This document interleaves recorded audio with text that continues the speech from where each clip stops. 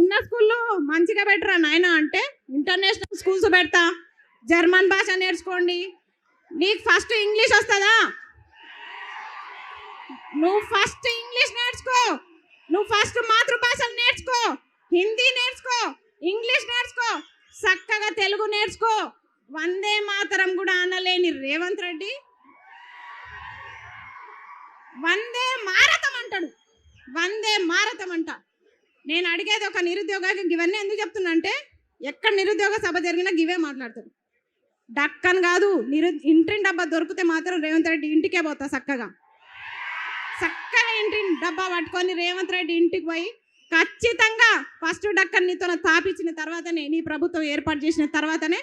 ఇంకొక ఆయన అంటాడు, చిక్కడపల్లి లైబ్రరీలోనే చెప్పినా నేను, చిక్కడపల్లి లైబ్రరీ సాక్షిగా చెప్పిన, అన్న ప్లీజ్ అన్న దయచేసి గురుకుల రిలింక్వెస్ట్మెంట్ ఇవ్వండి, మెగా డిఎస్ ఇవ్వండి ప్రకటించినట్టు, నేను టీచర్ అయి సపోర్ట్ చేయకుండా వెళ్ళిపోతా అని చెప్పిన.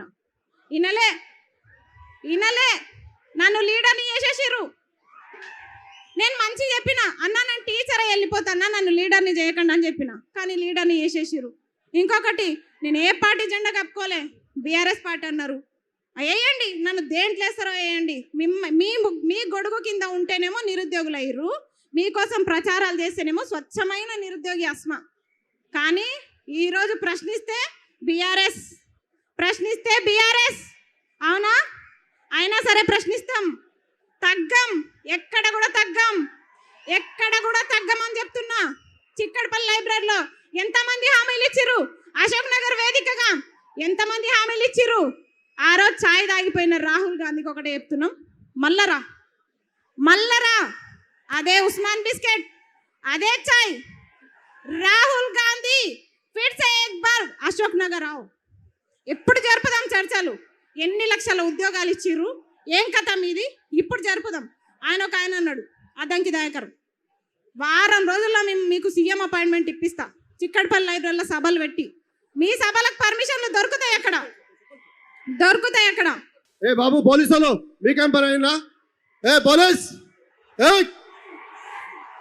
పోలీస్ బయటికి వెళ్ళగలి, ఎందుకు డిస్టర్బ్ చేస్తున్నావు? నువ్వు వెళ్ళి బయటికి. వాళ్ళని బాబు కూర్చోండి, మీరు అందరు కూర్చోండి. పోలీసు వాళ్ళు దయచేసి బయటికి వెళ్ళండి, అందులో నుంచి ఎందుకు ఉంచుకుంటారు అవి?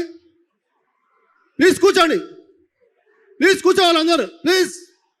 వెళ్ళిపోయారు, కూర్చోండి ప్లీజ్.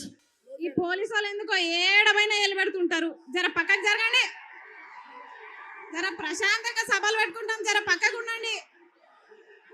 పర్మిషన్ ఉంది కదా సభకి, ఏడమైన ఇదేళ్ళు ఉంటుంది మాకు, కనీసం మాట్లాడుకోనియరు.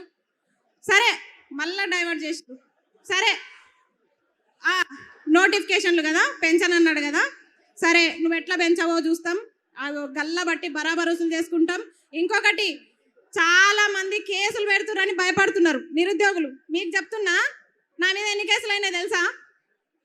అయినా సరే వెనకకి తగ్గం, కేసు వేయించుకుంటాం,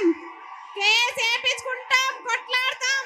2 లక్షల ఉద్యోగాలు సాధిస్తాం.